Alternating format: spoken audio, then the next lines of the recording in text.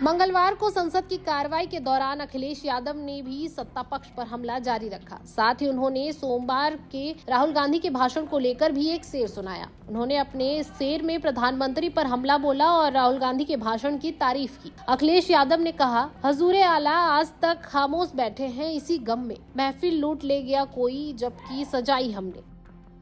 इसके अलावा अखिलेश यादव ने प्रधानमंत्री नरेंद्र मोदी पर हमला जारी रखते हुए कहा कि इस देश का प्रधान सांसद जिस गांव को गोद ले उसकी दशा अगर ना सुधरे तो क्या ही कहा जा सकता है। उन्होंने कहा कि जिसने उस गांव को गोद लिया था उन्हें शायद अब उसका नाम भी याद नहीं होगा। मैं नाम पूछकर शर्मिंदा नहीं करूंगा। अखिलेश यादव आगे कहते हैं कि वो गाँव आज तक अपनी दुर्दशा पर रो रहा है। अखिलेश यादव ने कहा कि इस दौरान राष्ट्रपति के अभिभाषण पर भी सवाल खड़ा कर दिया। उन्होंने कहा कि मुझे उम्मीद है कि अगली बार जब भी राष्ट्रपति का अभिभाषण होगा तो वो सरकारी नहीं होगा।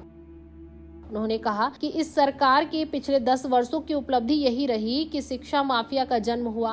अखिलेश आगे कहते हैं कि उत्तर प्रदेश में वो हालात देखे हैं जब भी नौजवान परीक्षा की तैयारी करता है और जब परीक्षा देकर लौटता था तो उसको पता चल जाता था कि पेपर लीक हो गया है। जितनी भी परीक्षा हुई सबके पेपर लीक हुए।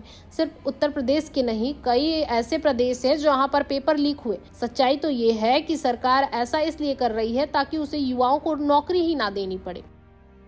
अपना शायराना अंदाज जारी रखते हुए अखिलेश यादव ने कहा कि मैं कहना चाहता हूं कि अवाम ने तोड़ दिया हुकूमत का गुरूर, दरबार तो लगा है बड़ा गमगीर बेनूर है, पर पहली बार ऐसा लग रहा है कि हारी सरकार सत्ता में बैठी है। जनता कह रही है कि चलने वाली नहीं है ये सरकार, क्योंकि ऊपर से जुड़ा है कोई तार, नीचे कोई आधार नहीं, अधर में जो लटकी हुई है वो तो कोई सरकार नहीं।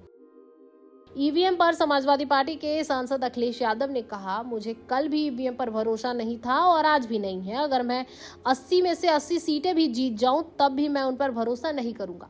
ईवीएम का मुद्दा खत्म नहीं हुआ है। उन्होंने आगे कहा कि मैंने अपने चुनाव के दौरान भी कहा था कि ईवीएम से चुनाव जीतकर ईवीएम को हटाने का काम करेंगे। तब ईवीएम नहीं हटेगी तब तक ये मुद्दा कहीं नहीं जाएगा।